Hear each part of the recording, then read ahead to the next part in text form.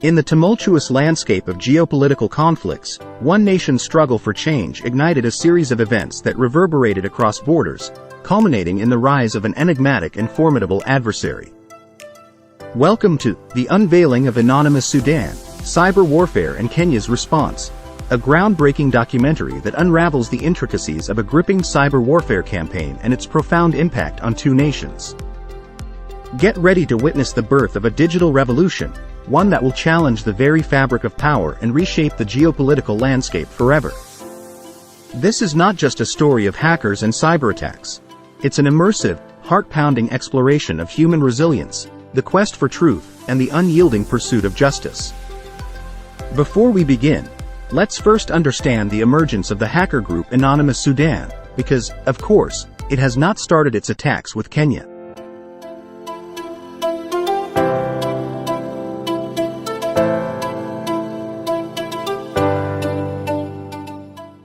Our story begins in December 2018, when Sudanese citizens took to the streets, driven by a collective discontent with their long-standing government under President Omar al-Bashir.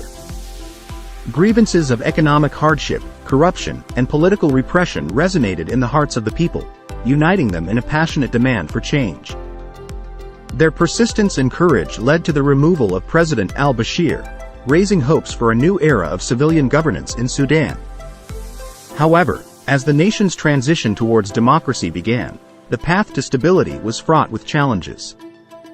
Fast forward, 2 years later, in a shocking turn of events, a military coup shattered the dreams of peaceful civilian rule. Sudan's political landscape plunged into turmoil once again, reigniting intercommunal conflicts within the nation. Amidst this chaos, a new player emerged in the shadows of the cyber realm. The Anonymous Sudan. A group of hacktivists with unknown faces and intentions stepped onto the stage. Driven by their beliefs and convictions, they embarked on a digital campaign that would soon transcend borders, capturing the attention of nations far beyond Sudan's borders. As the cyber warfare campaign unfolded, the hacktivist group's targets expanded to Western countries, where they sought to raise awareness for perceived Islamic causes. But their quest for justice didn't end there. In recent years, hacktivist groups have gained notoriety for their use of hacking and cyber attacks to advance their political, social, or religious causes. Operating in the shadows of anonymity, these groups wielded the power of the internet to amplify their messages and disrupt digital infrastructures. Anonymous Sudan emerged as one such group, drawn to the Sudanese conflict, and soon their actions would transcend borders, capturing the attention of nations far beyond Sudan's borders. Join us as we journey through the complex tapestry of political struggles, digital battles, and the pursuit of justice in an ever-changing world. The Unveiling of Anonymous Sudan, Cyber Warfare and Kenya's Response, is a testament to the power of the digital frontier and the human spirit in the face of adversities.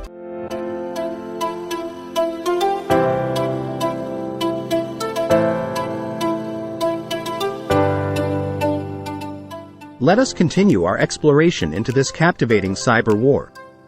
You may wonder, did the creation of the group or the coup in Sudan have any connection with Kenya? Why did the hacktivist group point its muzzles towards the country? Now, in the midst of Sudan's ongoing conflict and escalating tensions, Kenyan President William Ruto stepped onto the international stage with a noble aim: to mediate and facilitate peace talks in Sudan. President Ruto, known for his diplomatic acumen and commitment to regional stability, saw an opportunity to use Kenya's influence and experience to broker a peaceful resolution between the Sudan Armed Forces, SAF, and the Rapid Support Forces, RSF. The conflict in Sudan was multifaceted, involving not just the military forces but also intricate political complexities that had simmered for years. President Ruto's efforts gained international attention and earned him admiration from those hopeful for an end to the bloodshed in Sudan. However, it was clear that the path to peace would not be without its challenges. Sudan's response to President Ruto's mediation offer was mixed, reflecting the underlying political dynamics at play. While some welcomed the involvement of a regional ally like Kenya, others questioned the neutrality of the mediator. Sudanese General Abdel Fattah al-Burhan, a key figure in the Sudan Armed Forces and the head of the Transitional Sovereign Council, which is the interim ruling body of Sudan, expressed skepticism and opposition to President Ruto's chairmanship of the mediation efforts. In June 2023, Abdel Fattah al-Burhan accused Kenya of lacking neutrality in the Sudanese conflict and of continuing to support the Rapid Support Forces, RSF. He claimed that Kenya had provided the RSF with financial and military support, had hosted RSF leaders in Nairobi. He also alleged that Kenyan President William Ruto had a business relationship with RSF leader Mohamed Hamdan Daglo. These accusations complicated the diplomatic landscape and put President Ruto's credibility as a mediator into question. On the other side of the border, Kenyan citizens expressed frustration at the accusations leveled against their nation.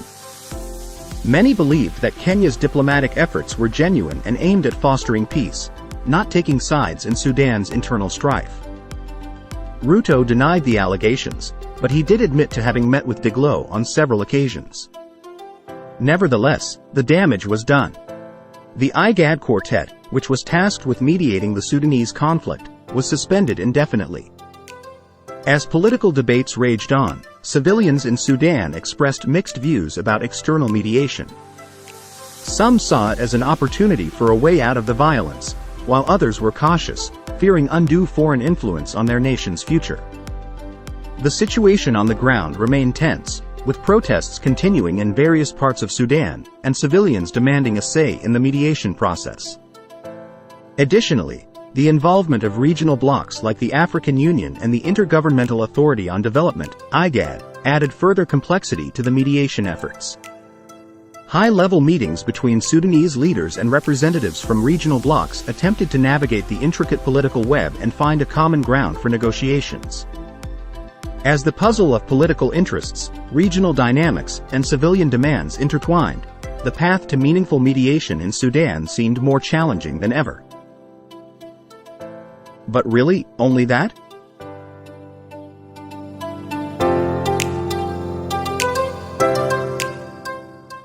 Our journey continues as we explore why and how this delicate diplomatic dance would shape the future of the Sudanese conflict and the unfolding cyber warfare campaign with Kenya. Let us venture further into this gripping tale of nations at crossroads and the digital forces that would play a defining role. As President Ruto's mediation efforts continued, tensions between Kenya and Sudan escalated to a new level, drawing the attention of the international community. The delicate balance between diplomacy and cyber warfare was rapidly shifting. Sudanese Armed Forces General Yasser al-Attah, a prominent figure within the military ranks, emerged as a central figure in this escalating conflict. In an unprecedented move, General al-Attah publicly taunted President Ruto in a viral video, challenging him to confront Sudan's military forces directly. General Yasser al-Attah said, "President Ruto, your words may hold weight in Kenya, but do you dare to face us on the battlefield? Your mediation efforts are futile. We will not bow to external influence." The taunting video sent shockwaves through Kenya, with Kenyan officials expressing dismay at the hostile rhetoric. Such provocative actions only heightened the animosity between the two nations and cast doubts on the prospects of peaceful resolution. The escalating tensions between Kenya and Sudan didn't go unnoticed by the international community. Regional and global leaders called for de-escalation and peaceful dialogue, urging both nations to find common ground and work towards a resolution. In the midst of rising tensions and accusations, Anonymous Sudan saw the potential power of digital activism, a realm where anonymity and the internet could amplify their voices beyond the nation's borders. The cyber warfare campaign against Kenya began, exacerbating the situation and putting further strain on diplomatic efforts. This was noted by the Kenyan watchdogs, the National Computer and Cybercrimes Coordination Committee, NC4. In a letter from the NC4 to the Kenya Education Network Trust, titled, "Advisory on Distributed Denial of Service Attack Targeting Telecom Companies and MCDAS." It reads this, and I quote, "The National Computer and Cybercrimes Coordination Committee, NC4, continues to evaluate the national cyber threat landscape as part of its mandate, under Computer Misuse and Cybercrimes Act of 2018, with a view to establishing and mitigating cyber threats facing critical information infrastructures, CIIS, within the Kenya cyberspace. NC4 has established that in the recent past, there has been increased, abnormal global internet traffic targeted at several CIIs in Kenya, aimed at disrupting essential services, particularly in telecommunications, banking and education sectors. These traffic constitute distributed denial of service, DDoS, attack. In this regard, it is recommended that KENET informs all research and education institutions in Kenya to implement necessary cybersecurity measures and to share with Director NC4 on any malicious traffic and incidents. End of quote. Anonymous Sudan's cyber warfare campaign against Kenya was a calculated and relentless assault that left a significant impact on the nation's digital infrastructure.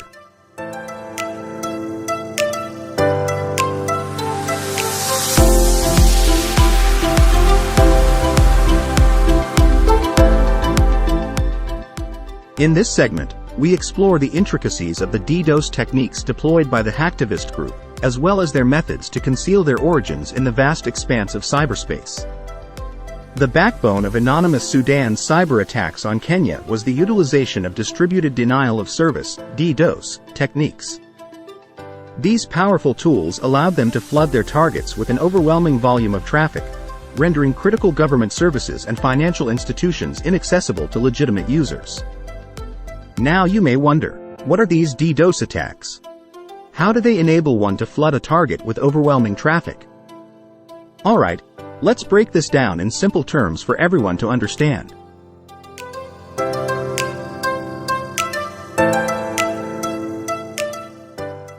Imagine you have a favorite website, like a place where you can watch fun videos.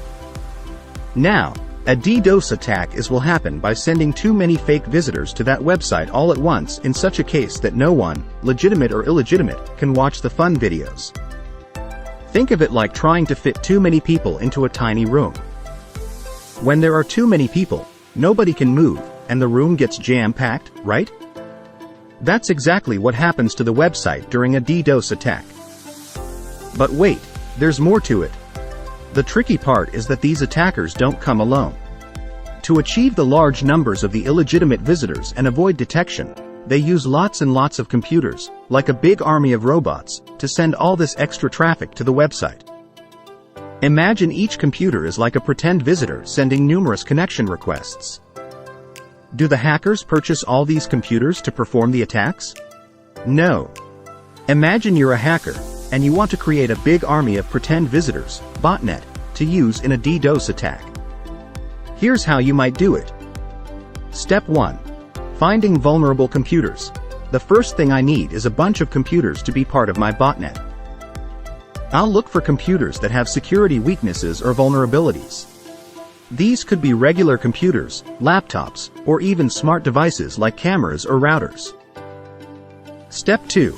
Infecting the computers. Now that I found vulnerable computers, I'll sneakily send a special program, called malware, to infect them. This malware will secretly take control of the computers without the owners knowing.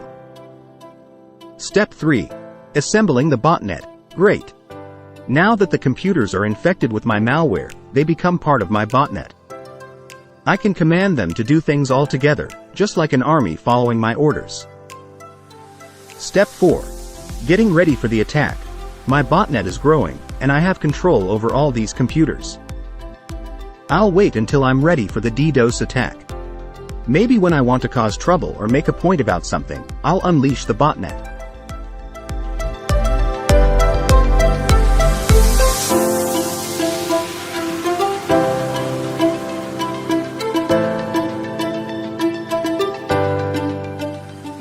Now in the Sudan Anonymous Group's case, their DDoS attacks were characterized by a combination of UDP and SYN floods. UDP floods overwhelmed their targets with a massive amount of User Datagram Protocol, UDP, packets, while SYN floods exploited the connection handling mechanism of Transmission Control Protocol, TCP, to exhaust system resources. To break it down further, the attackers used two types of attacks called UDP flood and SYN flood.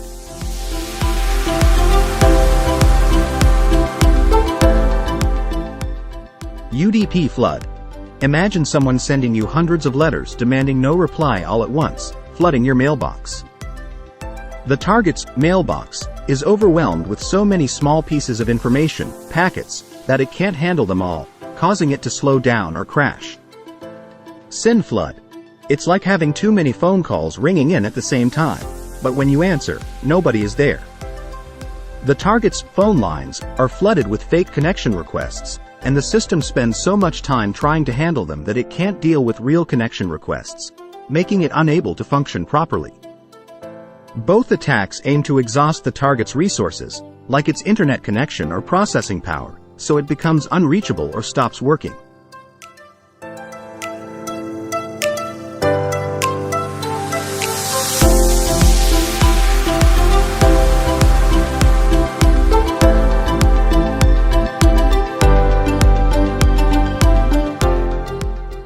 By bouncing their attacks through numerous proxy servers, they created a complex chain of digital footprints, effectively camouflaging their origin points. This sophisticated layer of obfuscation made it exceedingly difficult for cybersecurity teams to trace the attacks back to their source. In addition to their technical prowess, the group leveraged encrypted messaging platforms to communicate and coordinate their actions, ensuring that their digital maneuvers remained concealed from prying eyes. As the conflict between Kenya and anonymous Sudan escalated, the group demonstrated a willingness to go beyond conventional hacktivism. They employed extortion tactics, sending ransom demands to their victims, threatening to perpetuate their DDoS attacks. As anonymous Sudan's cyber warfare campaign targeted Kenya, the nation's critical digital infrastructure found itself under relentless assault.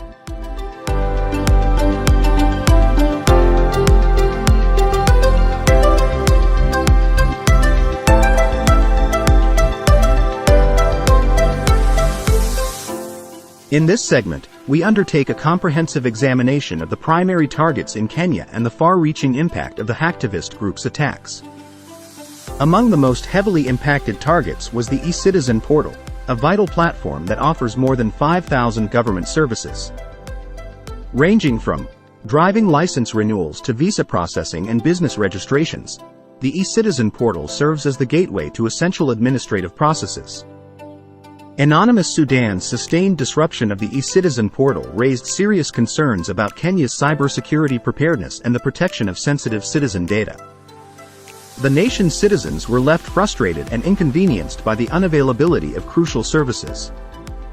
The impact extended beyond government services. Anonymous Sudan also targeted financial institutions, with M-Pesa, Kenya's leading mobile money transfer service, coming under attack. As one of the most widely used financial platforms in Kenya, M-Pesa's disruption caused inconvenience to millions of users. Reports surfaced of failures in bank-to-M-Pesa wallet transfers, USSD transactions, and even online token purchases for electric power tokens from Kenya Power and Lighting Company. The hacktivist group's cyber attacks on Kenya's financial infrastructure raised questions about the security of digital financial systems and the potential financial losses incurred by individuals and businesses alike. Even the Kenya Power and Lighting Company, responsible for the nation's electricity supply, experienced disruptions, affecting the payment of tokens through M-Pesa. The scope and scale of these attacks showcased the vulnerability of Kenya's digital economy. The consequences highlighted the need for robust cybersecurity.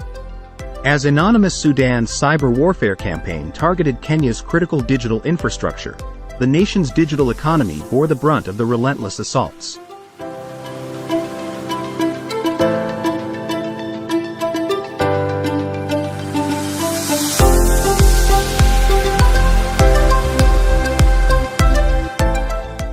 In this segment, we explore the far-reaching economic and financial consequences of the hacktivist group's attacks, the disruption of essential services, and the potential harm inflicted on individuals and businesses.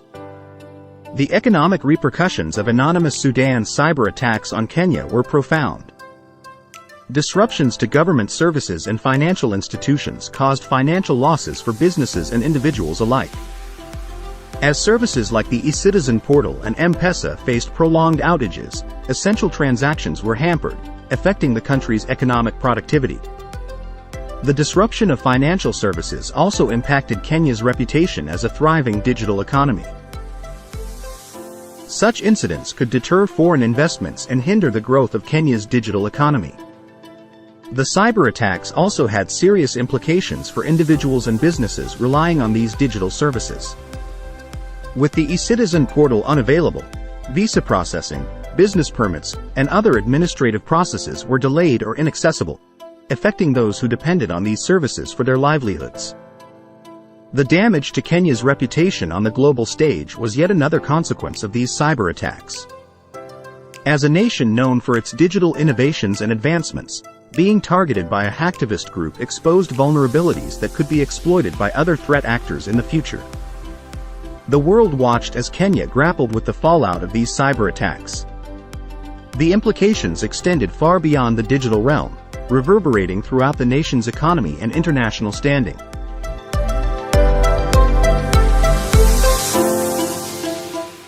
Now, let us examine the impact of anonymous Sudan's cyber warfare campaign on Kenya's digital economy, a comprehensive look at the economic and financial consequences, the disruption of essential services, and the potential harm inflicted on individuals. The unveiling of anonymous Sudan, cyber warfare and Kenya's response, sheds light on the vulnerabilities exposed in a nation's digital landscape. As anonymous Sudan's cyber warfare campaign wreaked havoc on Kenya's digital infrastructure, the nation's government faced an unprecedented challenge.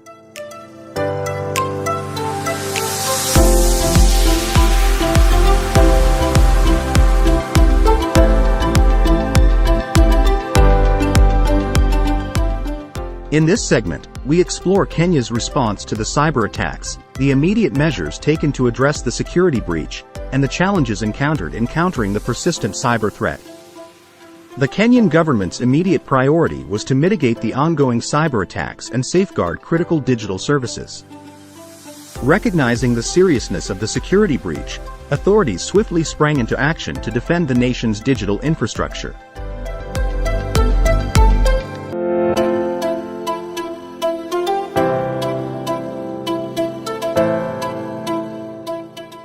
As our journey through the world of cyber warfare and the conflict between Kenya and anonymous Sudan comes to an end, we are reminded that the quest for cybersecurity resilience remains an ever-present call to action. While this chapter reaches its conclusion, let us stay vigilant and rise to the challenge, standing united in the face of emerging cyber threats. The promise of a secure and prosperous digital future lies firmly in our hands. We encourage you, our valued viewers, to actively participate in this critical endeavor. To stay informed and engaged, subscribe to our channel for more insightful content. We invite you to leave a comment, sharing your thoughts on the best strategies you believe Kenya could employ to effectively tackle such cyber attacks. That was the gripping journey through the unveiling of anonymous Sudan, cyber warfare and Kenya's response. Thank you for joining us.